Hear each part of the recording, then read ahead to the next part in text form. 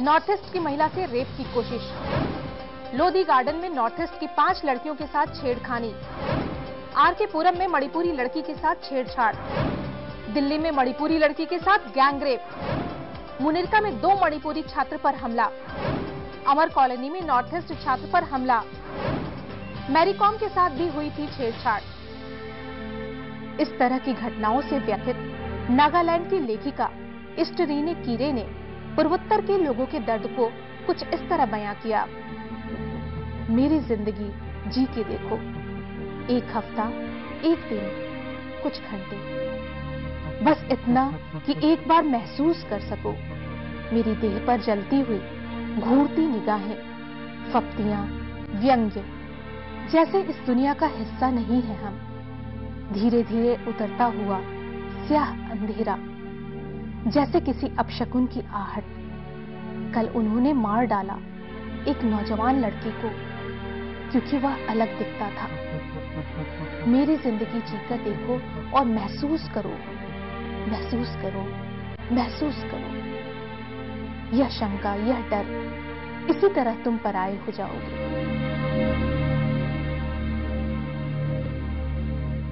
एक तरफ अरुणाचल का हर नागरिक चीन के साथ लड़ाई लड़ता रहता है। चीन के षड्यंत्रों में कभी फंसता नहीं है। ये अरुणाचल की भूमि ऐसी है, अगर हम एक दूसरे को मिलते हैं तो राम राम बोलते हैं, नमस्ते बोलते हैं। अरुणाचल के लोग एक दूसरे को मिलते हैं तो जय हिंद बोलते हैं। कि दिल्ली जैसे शहर में बच्चों, नॉर्थ ईस्ट के छात्र छात्रों के साथ उन पे अटैक किए जाते हैं। हॉस्पिटल, उनको पीट के उनको हॉस्पिटल पहुंचना पड़ता है। कभी लैंडलॉर्ड के साथ फाइट होता है, कभी दुकानदार के साथ कोई फाइट होता है। और मैंने कुछ ऐसे फोटोज देखे हैं, उनके चेहरे पे पूरा बैंडेज लगा हुआ है। मैं खुद एक व्हाट्सएप ग्रुप का एक सदस्य हूं, जहां पे अगर किसी भी नॉर्थ ईस्ट बच्चों का अगर कुछ व्यवहार प्रॉब्लम होता है तो हम तुरंत पुलिस के साथ कोऑर्डिनेट करते हैं। तो वहां पे देखते हैं कि बहुत सारे समस्याएं ऐसे आते हैं कि उन्होंने कुछ प्रोवोक नहीं किया, लेकिन उनको धमकाया जाता है, पीटा जाता है। 2009 में अचानक ये संख्या बहुत ज्यादा बढ़ी है। वहां की जो इकोनॉमिक कंडीशन है, वहां का इंफ्रास्ट्रक्चर कमजोर है, जिसकी वजह से लोगों को पढ़ने के लिए आना पड़ता है। और पढ़ने के बाद सबसे बड़ी बात यह है कि ये लोग बहुत मेहनती किस्म के लोग हैं और दिल्ली में और बाकी जगह पे आपको कहीं पे भी काम करते मिल जाएंगे। और मैंने जहां भी देखा है, इनको बड़ा अच्छी तरह काम करते देखा है। दे आर बहुत बेस्ट वर्कर्स और बहुत ही खुश रहने वाले और मेहनती लोग हैं। अब देखिए, मैं दिखती नहीं हूँ नॉर्थ ईस्टर्न, दिखती नहीं हूँ ना। जब मैं किसी को बोलती हूँ कि मैं नॉर्थ ईस्ट से हूँ तो फर्स्ट क्वेश्चन मुझे भी देते हैं, ये लोग करते हैं कि आप लगते नहीं हो नॉर्थ ईस्ट के बाद जैसे। तो जो होमोजेनाइज्ड आइडेंटिटी, एक homogenised idea about what is a north eastern, इसको हटाने के लिए कहीं भी कोई इफोर्ट नहीं है। हाँ, आजकल सब जानते हैं कि नॉर्थ ईस्टर्न ड्रेस क्या है, फूड क्या है। ड्रेस, फूड, कल्चर, गाना, ये सब का एक एक्सटेंसिव एक प्रचार तो हो गया है, लेकिन इसको इंटीग्रेट नहीं किया जा रहा है। आप हमारा है लेकिन आप हमसे थोड़ा अलग है। अंग्रेजी में उसको द नोशन ऑफ अदर कहते हैं कि हम हैं लेकिन आप भी हैं, लेकिन आप हमारे हमसे थोड़ा अलग है। तो वो उसको प्रावधान में रखते हुए ये ज़्यादा एम्पलीफाई हो जाता है। एक होता है that the people, majority of the people of the north east से जो है वो मेन स्ट्रीम को बिलोंग नहीं करते हैं। भारत के 8 उत्तर पूर्वी राज्यों मणिपुर, असम, मिजोरम, अरुणाचल प्रदेश, सिक्किम, मेघालय, त्रिपुरा और नागालैंड से आने वाले लाखों प्रवासियों के साथ शेष भारत के बेगाने और शत्रुतापूर्ण व्यवहार को सिर्फ नस्लीय भेद कहना मामले को हल्का बनाना है। हाल ही में उत्तर पूर्व के लोगों के विरुद्ध होने वाली हिंसक वारदातों और भेदभावपूर्ण कार्रवाई में काफी बढ़ोतरी हुई है। ये हादसे भी कुछ एक मिसालें भर हैं। अगर हम इन घटनाओं की लिस्ट देखें तो वे काफी लंबी होंगी, लेकिन ये घटनाएं हमें सोचने को मजबूर करती हैं कि आखिर ऐसा क्यों हो रही हैं दूरियां बढ़ाने वाली घटनाएं।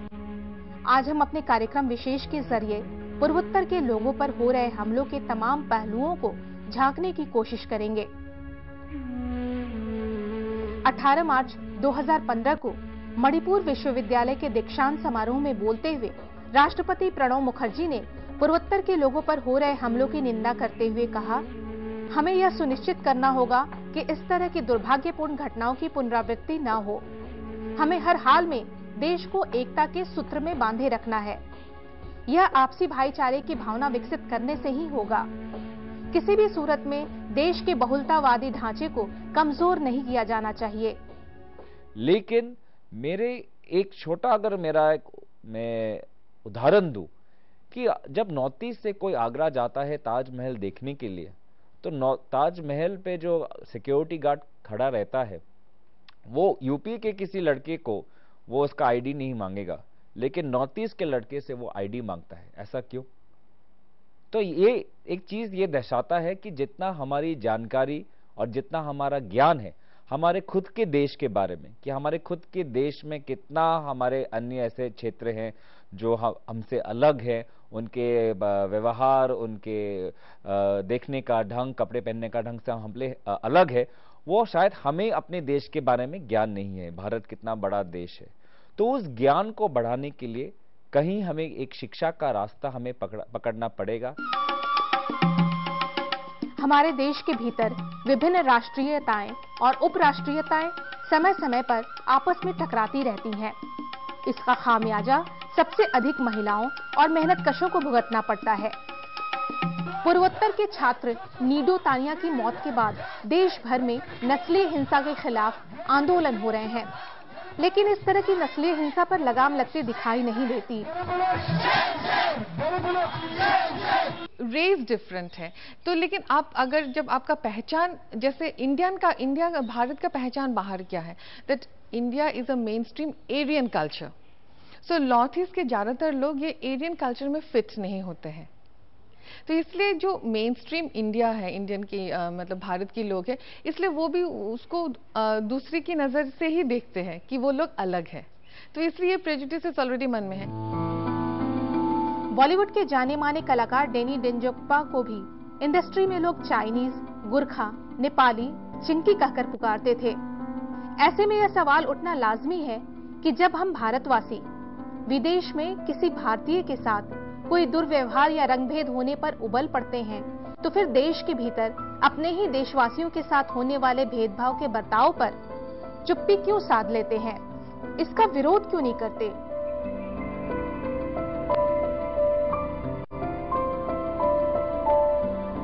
किसी भी छात्र को अपने ही देश में नस्लीय भेदभाव का शिकार होना पड़े, इससे दुर्भाग्यपूर्ण और क्या हो सकता है? इस तरह की घटना देश के लिए कलंक है। पूर्वोत्तर के लोगों का इस तरह की घटनाओं से उद्वेलित और विचलित होना स्वाभाविक है।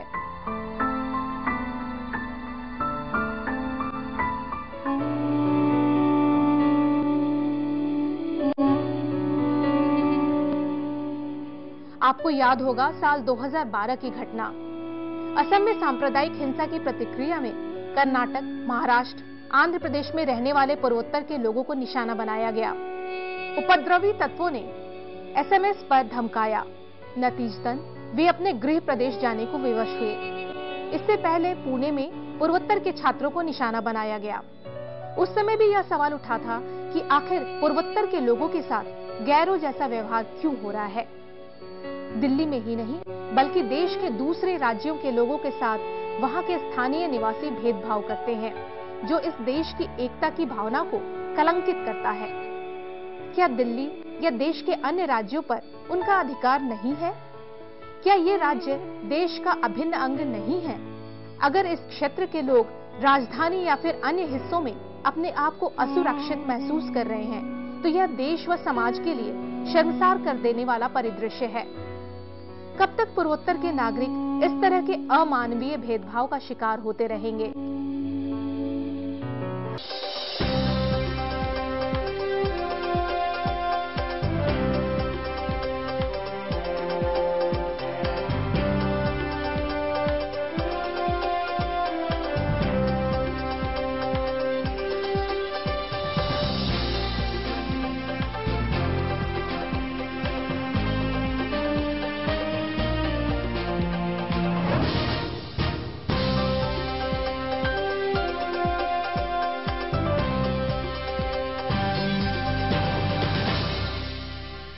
बहुत से लोग पूर्वोत्तर के लोगों को अपने ही अंग के रूप में स्वीकार करते हैं, लेकिन बड़ी संख्या में ऐसे अनजान लोग भी हैं जिन्हें यह तक नहीं पता कि पूर्वोत्तर भारत का ही हिस्सा है। पूर्वोत्तर के लोगों के नयन नक्श काफी अलग होते हैं और अक्सर लोगों की उनके क्षेत्र के बारे में बहुत कम जानकारी होती है, इसलिए वे उनके साथ अजीब किस्म का व्यवहार करते हैं।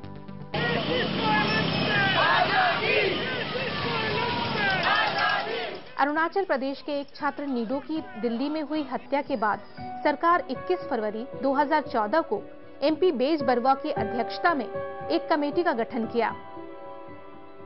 पूर्वोत्तर के लोगों से भेदभाव, अभद्रता और मारपीट करने के मामले से देश भर में दिल्ली के लोग सबसे आगे हैं।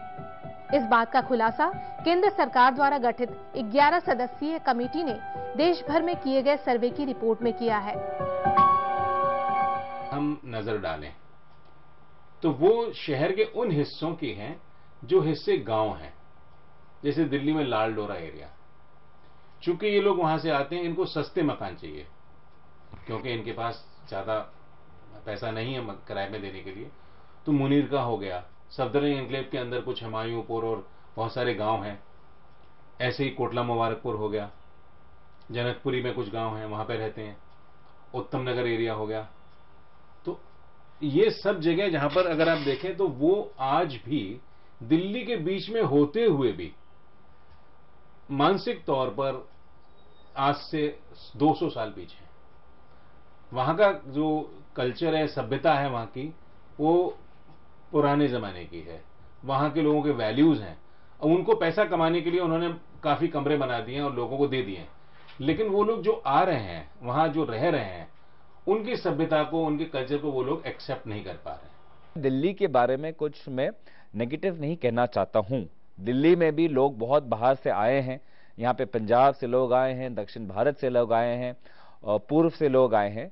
और जहां अगर देखा भी जाए आंकड़ों के हिसाब से, दिल्ली पुलिस के खुद के आंकड़े ये बताते हैं कि ज्यादा से ज्यादा नॉर्थ ईस्ट बच्चों के साथ जो दुर्घटना होती है या अटैक्स होते हैं वो दक्षिण दिल्ली में होती हैं। साउथ दिल्ली जो हम कहते हैं कि गांव जैसा नहीं है, तो वहां पे है। तो चाहे लाजपत नगर हो, चाहे अमर कॉलोनी हो, वहां पे होते हैं, जेएनयू हो, वहां पे होते हैं। तो ये कहीं हमारे दिल्ली को, हम यहाँ पे हमें सोचना चाहिए कि हम दिल्ली को हम कैसा शहर बनाना चाहते हैं।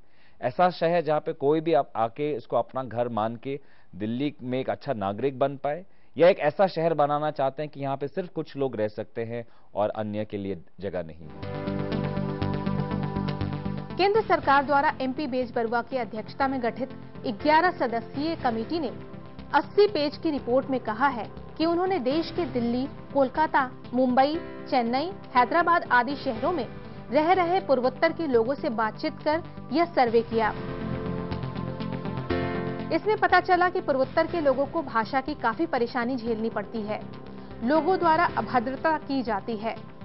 इन सभी शहरों में दिल्ली ऐसी जगह है जहां उनके साथ इस तरह की घटनाएं सबसे ज्यादा होती है। इस कमेटी से जिन बिंदुओं पर गौर कर अपनी रिपोर्ट पेश करने को कहा गया था, उनमें पूर्वोत्तर राज्यों के लोगों से जुड़े सुरक्षा के मामलों की जांच, पूर्वोत्तर के लोगों पर होने वाले हमलों के कारण, इन समस्याओं से निपटने के कारगर तरीके और इन समस्याओं के कानूनी समाधान को शामिल किया गया था। 2 जनवरी 2015 को गृह मंत्री राजनाथ सिंह ने बेज बरुआ समिति के विभिन्न क्षेत्रों से संबंधित सिफारिशों के आधार पर इस तरह के कदम उठाने की बात कही, जिससे कि इस तरह की घटनाओं को रोका जा सके। देखिए, अगर पिछले सरकार ने उत्तर पूर्वांचल के बच्चों के लिए अगर एक बड़ा कदम, एक बहुत ही महत्वपूर्ण कदम उठाया, तो वो बेज बरुआ कमेटी रिपोर्ट है। क्योंकि नॉर्थ ईस्ट बच्चों के साथ जो ऐसी दुर्घटनाएं काफी सालों से चल रही है, ये कोई नई बात नहीं है, काफी सालों से चल रही है। लेकिन जब नीडो टानिया का केस हुआ तो पूरे देश में एक ऐसा माहौल बना जिसके पिछले सरकार ने उसको स्वीकारा, और उसके बाद बेज बरुआ कमेटी के तहत शिक्षा में हम कैसा, शिक्षा विभाग में, पुलिस के विभाग में, टूरिज्म के विभाग में, खेल के विभाग में ऐसा क्या परिवर्तन ला सकते हैं जिसमें हम अपने ही देश के जो अन्य प्रांत है उनके बारे में हम अपना ज्ञान बढ़ा पाएं, आपसी मिलन बढ़ा पाएं। उसके लिए एक कमेटी बैठाई गई। उन्होंने बहुत अच्छे इसमें रिकमेंडेशंस डाले गए। बेज बरुआ कमेटी ने बहुत ही अच्छा काम किया और उनके जितने भी सजेशंस हैं वो बिल्कुल समस्या के समाधान की तरफ ही बढ़ते हैं। उनका जो उद्देश्य है और उनका जो फोकस है वो सिर्फ नॉर्थ ईस्ट के लोगों के लिए है।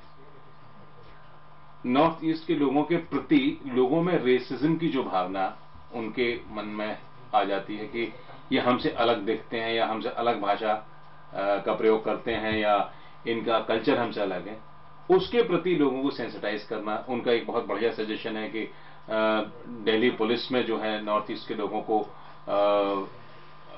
भर्ती करना। इनमें दिल्ली पुलिस अब पूर्वोत्तर के राज्यों से 20 पुलिसकर्मी, जिसमें 10 महिला और 10 पुरुष होंगे, नियुक्त करेगी। पूर्वोत्तर के राज्यों और दिल्ली समेत अन्य महानगरों के बीच पुलिस सूचनाओं का आदान प्रदान करेगी। पूर्वोत्तर राज्यों के लोगों की शिकायतें दूर करने के लिए नई दिल्ली में पूर्वोत्तर विशेष इकाई सक्रिय है। पूर्वोत्तर के लोगों से जुड़े मामलों को निपटाने के लिए फास्ट ट्रैक अदालतों में पैरवी का निर्णय।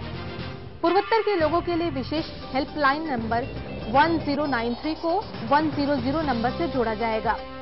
पूर्वोत्तर के लोगों को दिल्ली पुलिस समेत विभिन्न महानगरीय पुलिस में नियुक्त करने और उन्हें संवेदनशील इलाकों में अच्छे पद पर नियुक्त किए जाने की सलाह।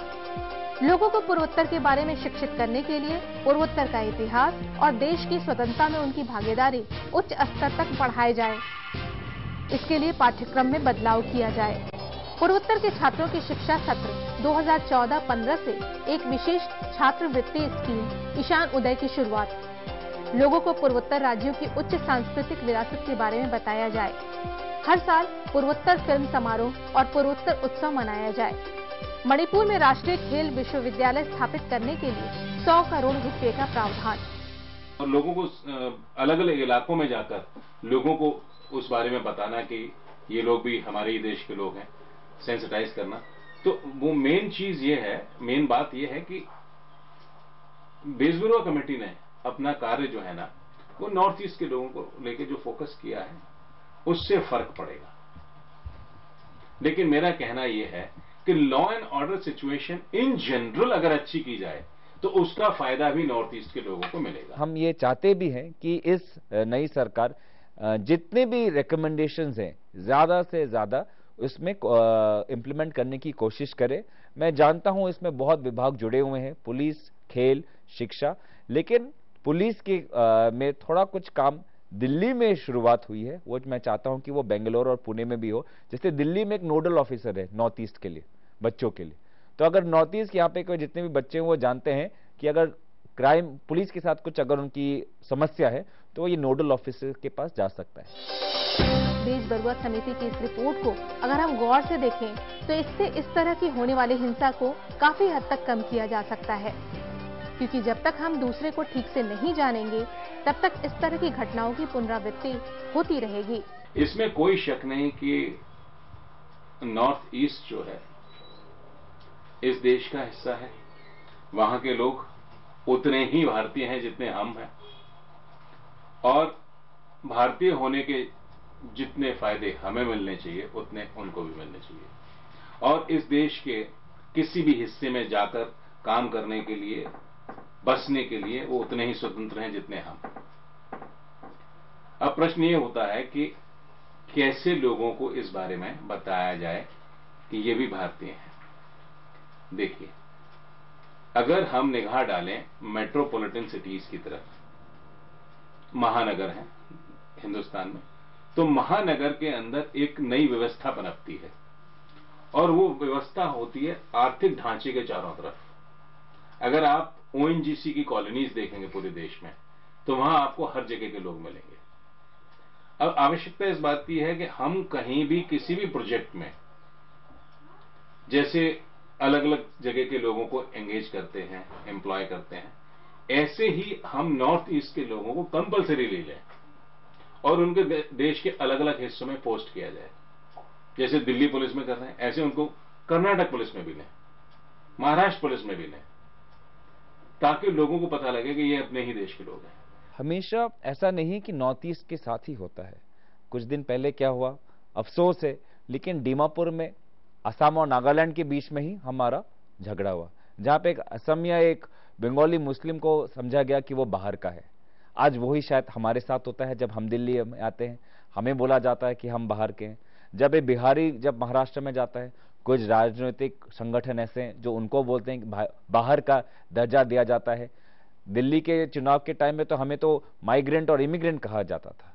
तो ये एक बुनियादी ये जो एक सोच है, इसको हमें अपने भारत के ही भविष्य के लिए हमें इसे बदलना पड़ेगा। हमें जानते हैं, ये जानने के बावजूद भी कि भारत एक है, भारत अनेक है, इसके बावजूद भी हम किसी तरह विभाजन करने की कोशिश करते हैं।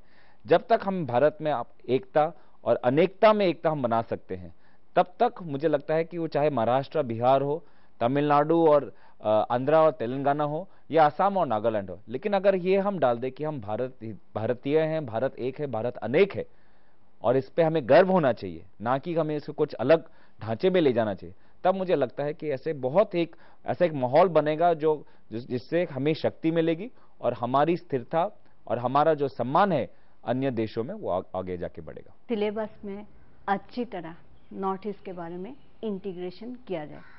कॉलेज, स्कूल से यूनिवर्सिटी तक एक नॉर्थ ईस्ट स्टडी सेंटर खोल के उसको एक कोने में रख के उसको एक आइडियल की तरफ कि देखिए हम लोग नॉर्थ ईस्ट के बारे में इतने चिंतित है तो हमारे यहाँ भी एक सेंटर है, वो नहीं होना चाहिए। और नॉर्थ ईस्ट बोल के जो होमोजेनाइज्ड आइडिया, हम असम से होते हैं, मणिपुर से होते हैं, हम मिजोरम से है, मेघालय से है, इतने सारे राज्यों से है, तो नॉर्थ ईस्ट से है। मैंने ये भी सुना है कि अरे 2-3 असम के ही अगर लोग हैं, अरे नॉर्थ ईस्ट तो पूरा रिप्रेजेंटेड है। नहीं है, हम असम का रिप्रेजेंटेशन कर रहे हैं। जैसे मैं कहा कि एक तरह है कि आप न्यूज़ मीडिया से हटा सकते हैं अच्छा प्रोग्राम्स बना के, सेंसिटिव प्रोग्राम्स बना के। दूसरा है कि हम स्कूल में जो करिकुला है, तो आप नॉर्थ ईस्ट के ऊपर आप कैसे, how do you portray north east? आप नॉर्थ ईस्ट को किस नज़र से आप वर्णन कर रहा है? जैसे सोशल स्टडीज बुक में हो, इस बुक में हो, जैसे किसी पॉलिटिकल पार्टी ने कहा था कि नॉर्थ ईस्ट में भी कई सारे लीडर थे जो आज़ादी की लड़ाई लड़े थे, लेकिन उसका कितने लोगों का नाम जिक्र है जब आप फ्रीडम मूवमेंट की बात करते हैं, जब भारत के फ्रीडम मूवमेंट के बारे में बात करते हैं। यह सच है कि भौगोलिक दृष्टि व शारीरिक रंग ढंग में पूर्वोत्तर राज्य के लोग देश के अन्य भागों से अलग दिखते हैं, लेकिन इसका अर्थ यह कतई नहीं हो सकता कि वो इस देश का हिस्सा नहीं है।